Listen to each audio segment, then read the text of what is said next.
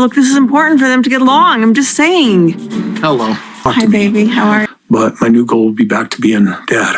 And then I have tons of guilt because I'm not more involved with everybody else that's out there. They have to get used to it. It's just what's going to happen. Very interesting life. Struggles that I have had because I had this big picture that got shattered. I'm not really used to seeing my mom be affectionate with somebody. It starts with a question no one is brave enough to speak aloud. Why would someone remain in a marriage that feels love is divided? Why would someone struggle to be whole when betrayal is the price? It isn't an easy answer. It isn't money. It isn't faith, nor is it loyalty alone.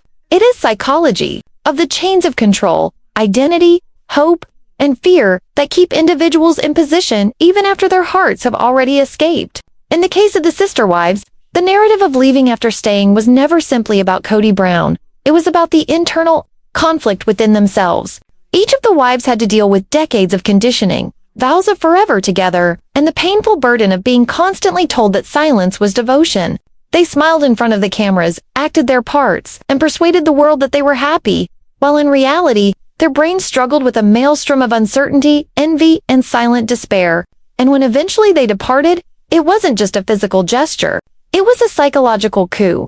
Walking away was to take apart decades of believing, to destroy the mask they had been made to wear, and to enter a world they had been cautioned to dread. This is the backstory. No, the psychology of polygamy, why they remained, why they departed, and how it affected them. Be with me, because the reality is grimmer, more emotive, and more astounding than whatever you witnessed on television. Polygamy does not start with love. It starts with faith. A faith so strong that it is less a decision and more a fate.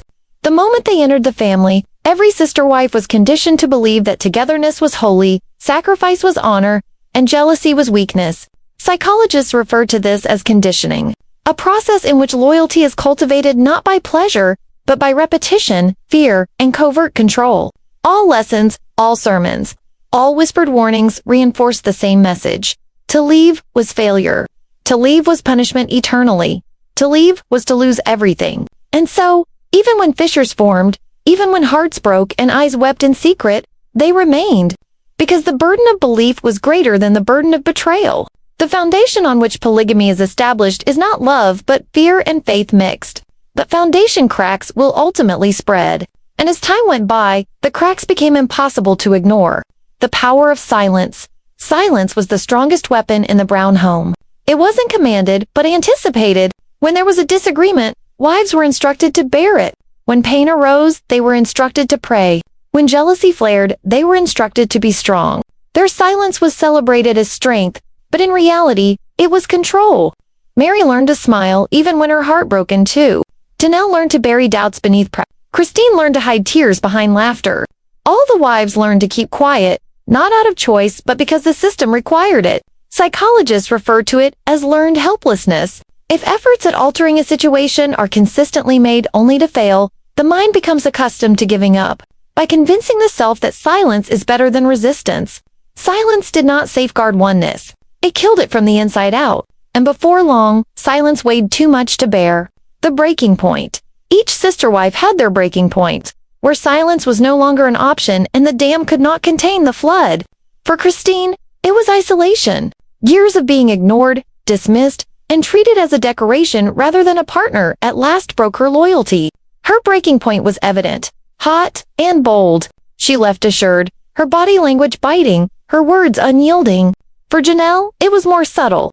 Years of practicality could no longer gloss over the emotional neglect. Her breaking point was more subdued, but as intense. She started opting for peace instead of loyalty and strength over endurance. For Meri, the breaking point was heartbreak upon heartbreak, public humiliation, emotional abandonment, and the constant reminder that her devotion counted for nothing. Her silence crumbled into sorrow. Her eyes spoke volumes before her words did. The breaking point is not sudden, it is years in the making, and when it comes, there is no going back.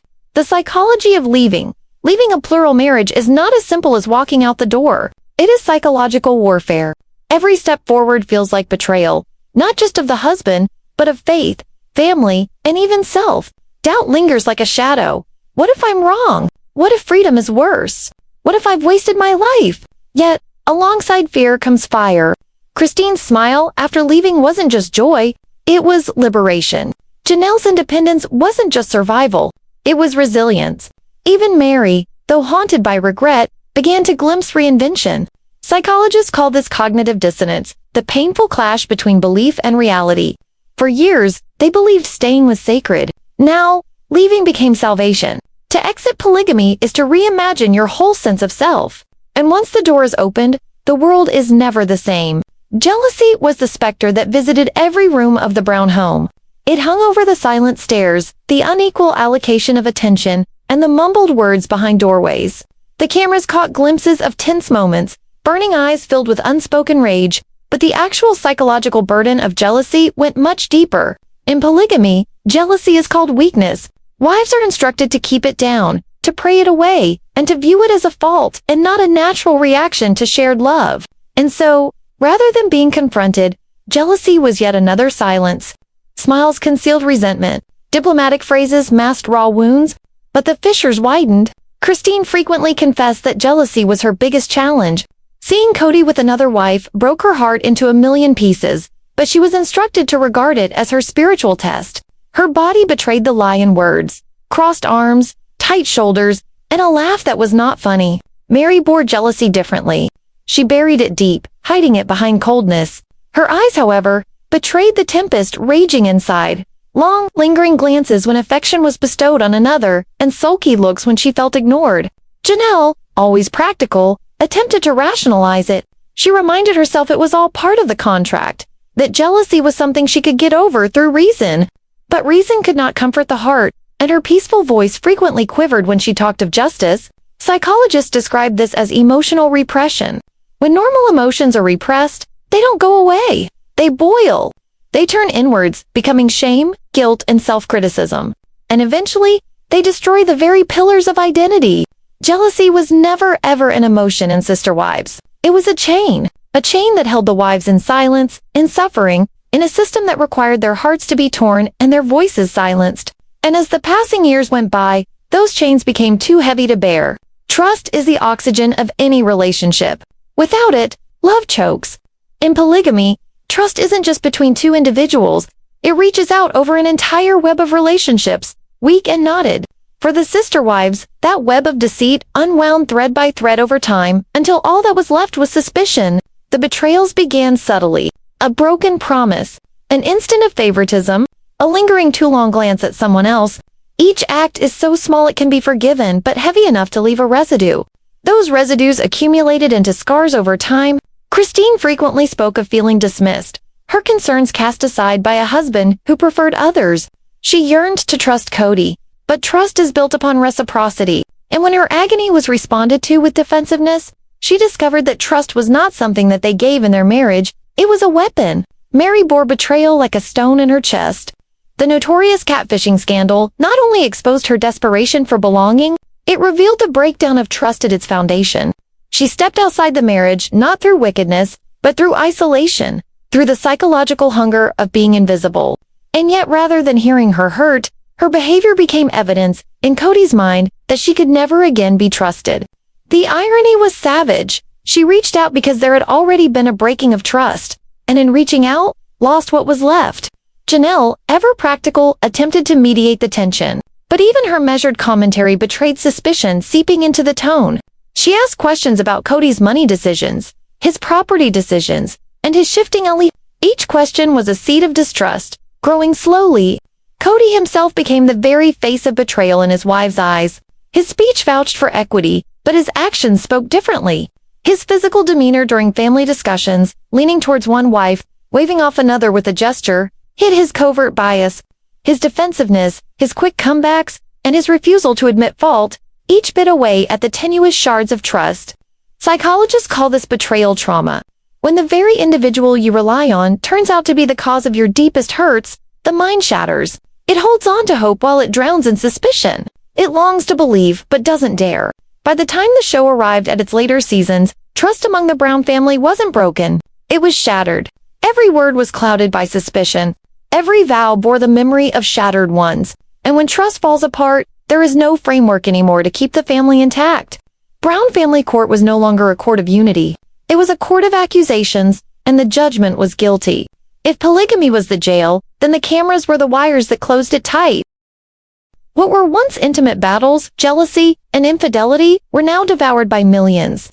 Criticized like evidence at a courtroom trial. Initially, the exposure was empowering. TLC scripted their narrative as a testament of family solidarity.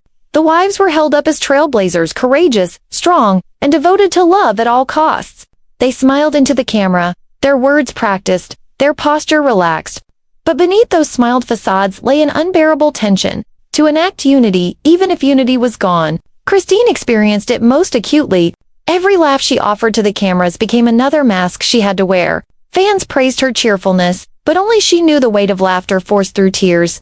Every episode was a stage where she played the role of contentment, while her heart screamed for escape. Meri's suffering became a spectacle. The catfishing scandal wasn't just a private humiliation.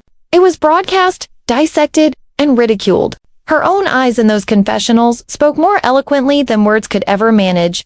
Anguished, receding, flashing between shame and defiance. What was supposed to be a secret hurt turned into public opinion. Janelle, ever the pragmatist, attempted to juggle the glare with equanimity, but even she admitted that the burden of fan judgment was crushing. Every decision she made was second-guessed. Every silence was read into. Every moment's hesitation was front-page news. And Kody, once charming and once proud to share his family with the world, was crumpling under the harsh light of criticism. His defensiveness intensified. His interviews seethed with hostility. He was no longer battling his wives. He was battling the people watching him. His dominance no longer resided within him. It was in viewers who knew better than to believe the facade. Psychologists refer to this as the panopticon effect. If individuals are constantly observed, their actions change, conforming to the eye of those who observe, but it produces performance rather than honesty. And performance, in the long run, kills authenticity. The Browns weren't a family anymore. They were players in a drama. Their suffering was content. Their wounds were ratings. Their betrayals were episodes. And along the way, their lives were remade for entertainment's sake. The scrutiny of the public gaze didn't reveal only the fissures. It etched them deeper. And when the lights went off, the wounds lingered. The identity crisis. Who am I if not a wife? Who am I if not of this family? These questions resonated throughout the lives of the sister wives, louder than any altercation, sharper than any deception. For years, their identities were not to themselves, but to their role within the family framework. Christine was the fun mom, the ray of light who kept spirits up within the family. But that sunny disguise hid the fact that her own identity was disappearing. She was not just Christine, she was a quarter of a marriage. Her worth was measured in loyalty, in obedience, and in how well she fit the mold of what a good wife should be. When she finally stepped away, the shock wasn't just leaving Kody, it was confronting the terrifying question of who she was without the title sister. Wife. Meri's identity became tethered to loyalty, to the idea of being the first wife, the cornerstone of the family. She held on to that position long after her heart was broken, long after her position had been reduced. To release the marriage was to release her very self, and thus she hung in a purgatory of remorse, struggling with the fear that outside this network, she did not exist. Her eyes revealed that struggle, seeking, restless, uncertain. Janelle's identity was constructed upon pragmatism. She was the maker of things happen, the fixer, the sacrifice of stability for the sake of the family's vision. But pragmatism can also be a trap. When the ground gave way, she remained in suspension, no longer the support, no longer the adhesive. What did she become when there was nothing more to mend? Her silence in interviews was deafening. She wasn't mourning the marriage, she was mourning her own sense of purpose. And Kody, the man once convinced of himself as a patriarch, leader and guide, experienced the ultimate collapse of identity. His authority lost, his family broken, his reputation marred. Without wives to obey, without loyalty to sustain his position, who was he? A husband, a father, or merely a man forsaken by the very system he had dominated? His tight-fisted anger, his scurrying eyes, and his furious tirades all betrayed the truth. His sense of self was disintegrating before the eyes of the world. Psychologists refer to this phenomenon as role engulfment. When an individual's sense of self becomes totally engulfed by one role, losing the role means losing existence itself. For the Browns, polygamy didn't only require their devotion, it consumed their selves. The sister wives didn't merely abandon a marriage, they abandoned themselves. And the hardest part of the journey wasn't leaving Kody behind. It was finding out how to walk into their own names again. Power in the Brown home was never balanced. It was masked as partnership, shrouded in the vocabulary of faith and togetherness. But underlying it all was control. Subtle, persistent, relentless. Kody's leadership wasn't about leadership. It was psychological control. His word became law, his choice unquestionable, and his presence an ever-present reminder that obedience was mandatory. He frequently presented his decisions as godlike, as if not concurring with him amounted to not only defiance of a man, but also of God. The wives internalized this dynamic. Christine admitted to decades of feeling less than, her voice stifled by the power of his disapproval. Her laughter, once free-flowing, became a barrier. Each time she smiled in agony, she was affirming the control, presenting the world with a self that never existed. Meri suffered the deepest manipulation wounds. The catfishing debacle wasn't betrayal alone. It was proof of her hunger for validation. She had been left emotionally, but still bound by guilt, still compelled to carry loyalty as a badge of honor. Kody toyed with morsels of affection in front of her, then yanked them away, keeping her tied in a circle of hope and discipline. Janelle's interaction with control was less loud, but just as toxic. Her job as the practical wife made her the family workhorse. Whenever there was strife, she retreated, setting aside her needs for the sake of stability. That suppression was control in its purest form, obedience disguised as This cycle is what psychologists call coercive control. It isn't about shouting or overt abuse. It's about eroding autonomy little by little until compliance feels like a choice. It's the unspoken rule that loyalty is rewarded, while dissent is punished with isolation, blame, or shame. The cycle of control maintained the family, but superficially. In the background, behind the make-believe smiles, the control broke. Christine ceased cooperating. Janelle started questioning. Meri, albeit unwilling, became agitated, and each minor act of rebellion wore down the framework Kody created. But control does not perish quietly. When it starts to collapse, it retaliates with fury, with desperation, with increased demands. And Kody's deterioration in the later years was evidence. The cycle of control had splintered, but not without a conflict. The question wasn't if the wives would depart. It was how far Kody would go to hold them tied before they ultimately escaped. When the cycle of control eventually frayed, what was left wasn't liberty, it was wreckage. Deteriorated trust, shattered identities, years of suffering covered with loyalty. The end of polygamy in the Brown family did not seem like freedom at first. It seemed like the aftermath.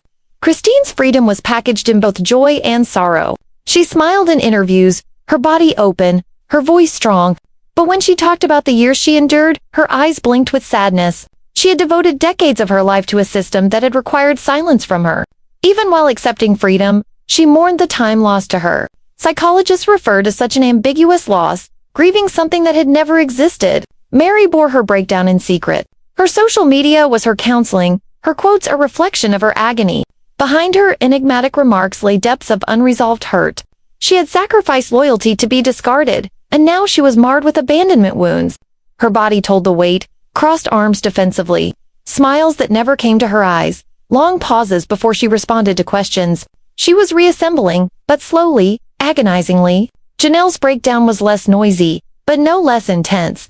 Her practicality, her strength once, had sealed her into fight mode for so long. Now, in the quiet of freedom, she confronted feelings she had held at bay for so long: anger, exhaustion, and sorrow. Her measured voice would often shake when she talked about fairness, demonstrating just how hurt she had been by all those years of compromise. And Kody's breakdown was fury. The patriarch who used to stand so tall now snapped, his body tense, his voice defensive, and his words laced with blame. His identity meltdown became anger directed outward. Rather than introspection, he opted for bitterness. Rather than wholeness, he opted for denial. His fall was not silent. It was cataclysmic, a man in no mood to confront the remnants of what he had created. Psychologists call this phase post-traumatic adjustment. It is the point when survival gives way to mourning, when the mind starts making sense of what it has just been through. For sister wives, this fallout was not simply about breaking up a marriage. It was about recovering from decades of spiritual, emotional, and psychological trauma. Polygamy's emotional fallout was not a chapter. It was a lifetime. Because getting out does not undo trauma. It only starts the struggle of sporting scars while attempting to create something new. And for the Browns, those wounds would accompany them to every new start. For the Brown children, Polygamy was not theory. It was their life. They did not choose to enter it. They were born into it, raised within its boundaries, and made to live with the aftermath of choices they never made. And although they were frequently photographed, smiling, playing, or sitting as one large family, there existed the unseen legacy of broken love and divided loyalties. Children raised in multiple families learn to share not merely time, but love. One father stretched thin over several households. One mother juggling her own heartache, raising children who were supposed to believe in oneness. The Brown children understood what it is to wait for attention, to witness love bestowed elsewhere, and to compare themselves with siblings in unspoken rivalry. A few of the children openly talked as they matured. Their messages embodied both conviction and resentment, anger at special treatment, bitterness at abandonment, and disappointment with the dream of polygamy. Their voices trembled when they told of times of neglect, holidays spent apart, milestones missed, and love doled out. Others remained quiet. Silence is not peace, however. Their postures showed the scarring, arms held stiffly across their chests during interviews, eyes lowered when questioned about family harmony, and smiles that would glance brightly before dying away. They had endured too long in the shadow of tension to be able to deny that it left its scars. Christine's children seemed to inherit her fiery independence. They questioned openly, challenged authority, and sought freedom outside the family system. Janelle's children absorbed her pragmatism, but also her quiet frustration. They became witnesses to her sacrifices and, in many ways, protectors of her pain. Meri's child, caught in the loneliness of her mother's isolation, carried the scars of invisibility most of all. And what of Kody? When he was once the center of gravity, now regarded by so many of his children as remote, controlling, or absent. His failure was not merely with his wives, it was with his children, as well. In their words, in their actions, and in their spurning of polygamy, they issued the severest indictment. The system had not worked for them.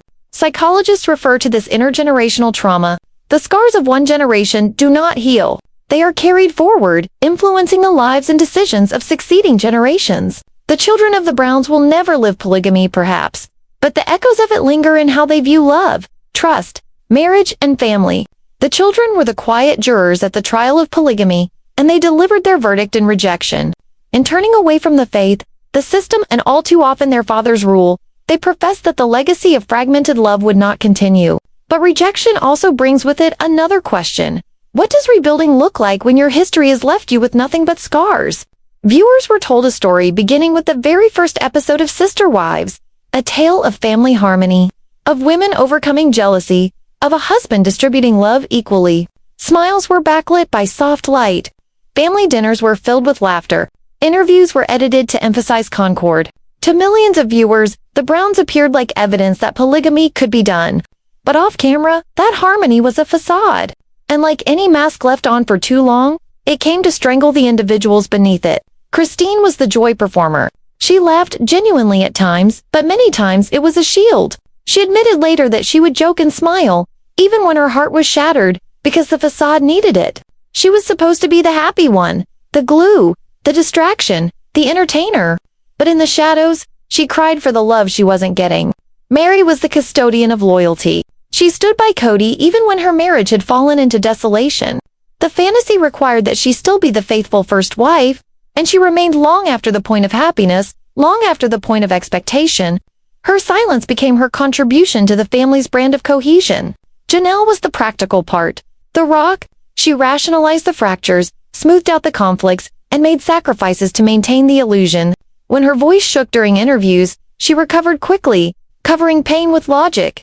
The illusion required that she remain steady, so she bore burdens no one else wished to carry. And Kody, he was the patriarch on parade, the one who made it all work. He puffed out his chest, talked about equality, and beamed as if he were the proud builder of a successful family. His eyes, however, said something different. Restless, protective, searching for indications that the illusion was fracturing. His power wasn't firm. It was tenuous, supported by wives who went through the motions. This illusion prevailed for a time. They were applauded by fans for their bravery. They were complimented by media for their honesty. The show was successful because the Browns persuaded the world, and sometimes even themselves, that togetherness was possible. But it came at a terrible price. Every stifled emotion, every muffled scream, and every pretended smile put pressure on the mask. And pressure always finds release. Psychologists refer to this as cognitive dissonance. When the mask you wear is not consistent with the life you lead, the mind shatters. It holds on to the lie while choking on the truth. The illusion of oneness was never their deliverance. It was their destruction. For once the facade cracked, the world did not just witness a broken family, it witnessed betrayal, deceit, and years of suppressed pain. And that was a much more devastating blow than the truth could ever have been. The Browns' strongest asset, the image of being together, was the very tool that dismantled them. For years, Kody Brown walked like a general, shoulders squared, commanding voice, piercing eyes with conviction. He was not merely a husband. He was the patriarch, the builder of what he thought was a wholly familial framework. But authority based on fear and performance is tenuous, and when the veneer of oneness disintegrated, so did he. Initially, Kody attempted to double down. He spoke louder, leaned in more toward control, and accused betrayal instead of taking blame. His interviews turned into rants, his stance defensive, arms crossed, jaw set, eyes flashing with rage. To him, each wife's gesture of autonomy was not strength but betrayal. Christine's leaving hurt most. He branded her disloyal, selfish, and ungrateful. But beneath his rage was fear, the fear of what others might do when they learned of her decision. And they did. Janelle, who had previously been the practical ally, started questioning his judgments more vocally. Even Meri, who had kept her distance so long, started to back away emotionally. The patriarch who had demanded loyalty now stood in his own courtroom, his ruling question. The wives were no longer silent jurors. They were witnesses who were testifying against him, their testimonies inked in body language, silence, and eventual exits. Psychologists call this narcissistic injury, when a person who depends on control and admiration loses it. They react with anger, denial, and blame. Kody's breakdown was textbook. He wasn't mourning a marriage, he was mourning the loss of his power. The breaking of the patriarch was not sudden. It had been brewing for years, and when it came, it was complete. The man who had been the hub of the Brown universe was now alone, defensive, and without the one thing he cared about most, control. The question wasn't if Kody had lost it, it was if he'd ever own up to it. The wives' rebellion, the shattering of Kody, was only half of it. The second half was the rebellion of the wives, not boisterous, not dramatic initially, but consistent, calculated, and unrelenting. Christine led the charge. Her exit was more than a decision. It was a statement. She wasn't exiting for herself. She was exiting to demonstrate that it could be done. Her stance changed after the breakup, no longer slumped in anger, but standing tall with assurance. Her smile was back, sincere this time, her voice filled with conviction rather than doubt. Janelle came next with silent rebellion. She did not shout or blame, she merely refused to obey. She questioned spending, would not accept favoritism, and started forging her own independence. Her defiance was subtle, but it was just as penetrating. The glue of pragmatism she once provided was gone, and without her support, the family machinery ground to a halt. Meri's revolt was slower, but equally symbolic. For years, she lingered in limbo, clinging to the hope that loyalty would be rewarded. But when even her loyalty was discarded, her silence became resistance. Her cryptic posts and measured statements were her way of reclaiming her voice. She no longer acted the dutiful wife in Kody's narrative. She started writing her own. Theirs collectively was a chain reaction of actions. The wives weren't merely leaving a man behind.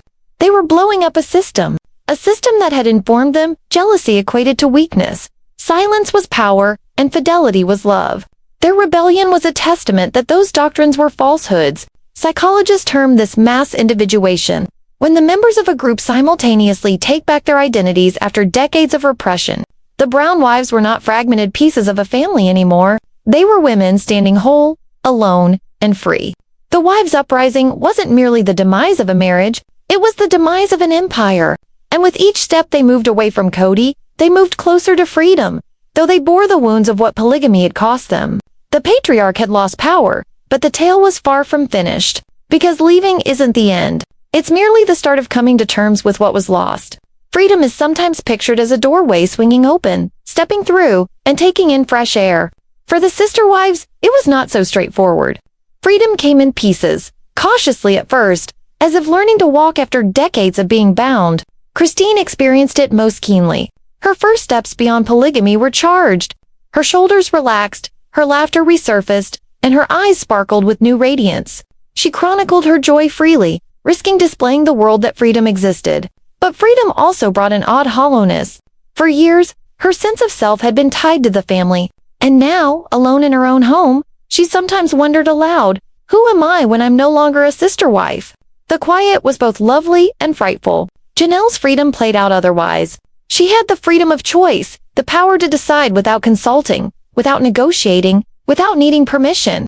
It was subtle, almost invisible to outsiders, but to her it was monumental. Cooking for herself, managing her own finances, and making plans for her future. These were victories. Yet even as she tasted independence, she felt exhaustion settle in. Years of being the stable one had left her weary. Freedom was sweet, but it required rebuilding a self she had neglected for too long. Meri's freedom was bittersweet. For so long, she had pleaded for scraps of acceptance, holding on to loyalty like it was her salvation. When she did finally step back, the relief came entwined with sadness. She grieved over what she believed she'd had, what she believed she'd been fighting for.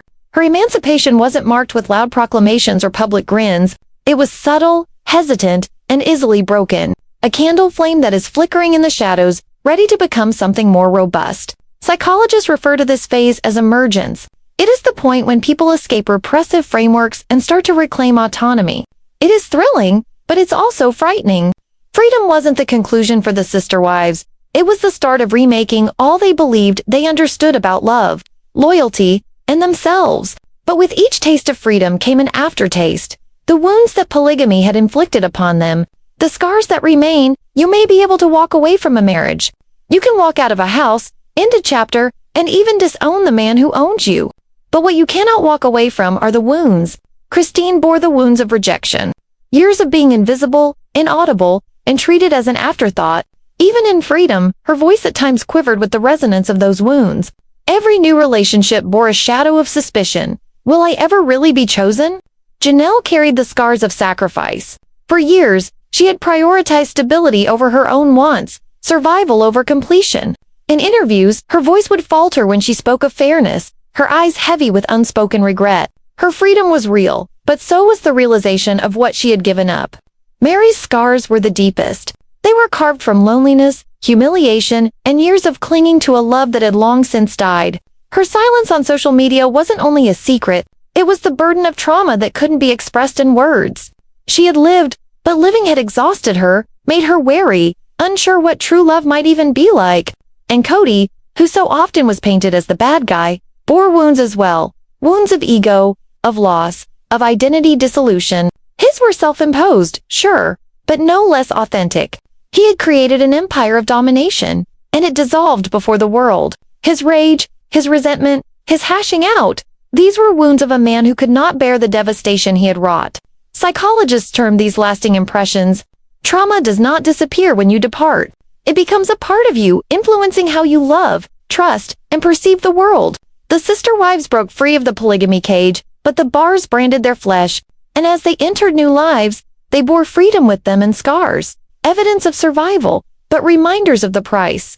Because the polygamy psychology doesn't disassemble with the breaking of the marriage. It persists, it torments, and it informs every next step.